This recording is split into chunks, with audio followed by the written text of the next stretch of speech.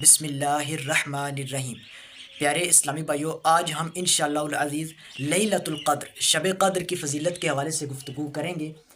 کہ جو رمضان المبارک کے آخری عشرے میں ایک رات ہے، وہ بڑی ہی قدر و منزلت والی رات ہے۔ تو پیارے بھائیوں، یہ اتنی قدر و منزلت والی رات ہے کہ اس پر اللہ سبحانہ و تعالیٰ نے پوری سورت ہی نازل فرما دی، سورت القدر، سورت نمبر 97۔ اللہ تعالیٰ فرماتے ہیں اعوذ باللہ من الشیطان الرجیم، بسم اللہ الرحمن الرحیم، انا انزلناہ فی لیلۃ القدر، کہ ہم نے اس یعنی قرآن کو شب قدر میں نازل کیا۔ یعنی یہ ایسی مبارک رات ہے کہ قرآن مجید فرقان حمید جو اللہ کا آخری کلام ہے، اس کلام کو اللہ تعالیٰ نے لیلۃ القدر، شب قدر والی رات کو نازل فرمایا۔ اور یہاں پر قرآن کے نزول سے کیا مراد ہے، اس پر دو رائے ملتی ہیں ہمیں مفسرین کرام کی۔ پہلی رائے یہ ملتی ہے کہ یہاں پر قرآن کے نزول سے مراد یہ ہے کہ اس رات قرآن مجید فرقان حمید ایک ہی بار لوح محفوظ سے، جو اللہ تعالیٰ کے پاس کتاب ہے لوح محفوظ، وہاں سے آسمان دنیا پر نازل ہوا۔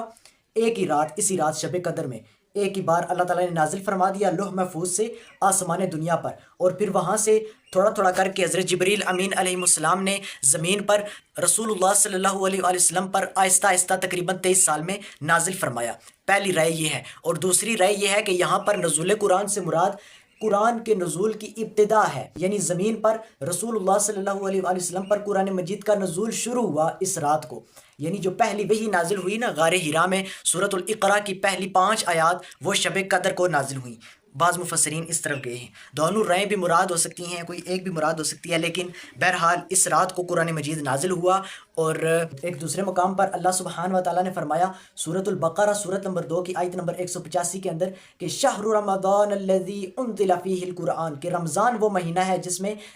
قرآن نازل کیا گیا۔ اور یہاں پر اللہ تعالیٰ نے وہ رات بھی بتا دی کہ رمضان کے اندر کون سی رات کو قرآن نازل ہوا، لیلۃ القدر میں نازل ہوا۔ پھر اس کے بعد آیت نمبر 2 میں اللہ تبارک و تعالیٰ نے فرمایا وما ادراک ما لیلۃ القدر، اور آپ کو کیا معلوم کہ لیلۃ القدر کیا ہے، یعنی شب قدر کیا ہے، یعنی آپ کو کیا معلوم، یعنی اس کی قدر و منزلت کو آپ کیا جانیں۔ پھر اس کے بعد آیت نمبر 3 میں اللہ تعالیٰ نے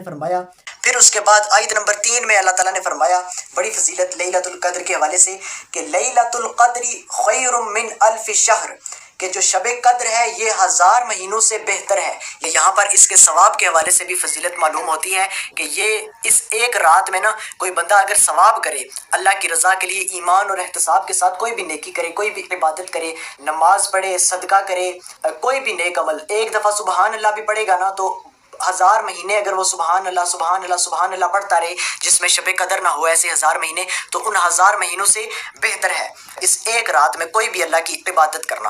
اور شب قدر کی فضیلت کے حوالے سے رسول اللہ صلی اللہ علیہ وآلہ وسلم کی بڑی فضیلت نشان حدیث ہے، صحیح بخاری کے اندر حدیث نمبر 35 کتاب الایمان، کہ رسول اللہ صلی اللہ علیہ وآلہ وسلم نے ارشاد فرمایا کہ جو شخص بھی ایمان اور احتساب کے ساتھ شب قدر کو قیام کرے گا، یعنی نماز پڑھے گا، اللہ کی عبادت ذکر اذکار کرے گا، تو اس کے گزشتہ گناہ معاف فرما دیے جاتے ہیں، یعنی اس کے گزشتہ جتنے بھی صغیرہ گناہ ہیں وہ معاف کر دیے جاتے ہیں، جو ایمان کے ساتھ اور احتساب کے ساتھ اس رات کو قیام کرے گا، یعنی نماز پڑھے گا، عبادت کرے گا اللہ تعالیٰ کی۔ اتنی فضیلت 1000 مہینوں سے بہتر ہے۔ اور آیت نمبر 4 میں اللہ تعالیٰ نے فرمایا تنزل الملائکۃ والروح فیہا باذن ربہم من کل امر، کہ اس رات فرشتے اور روح اپنے رب کے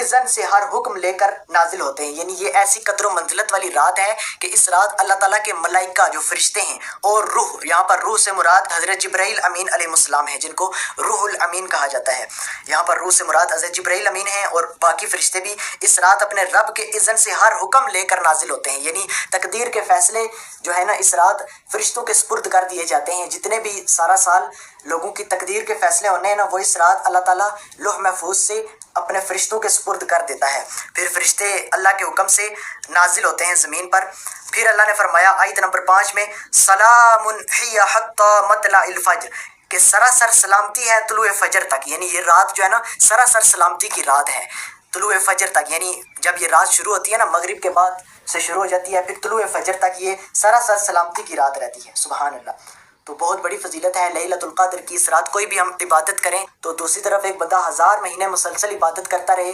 تو اس سے بھی زیادہ ثواب ملے گا اس ایک رات میں اللہ کی عبادت کرنے کا۔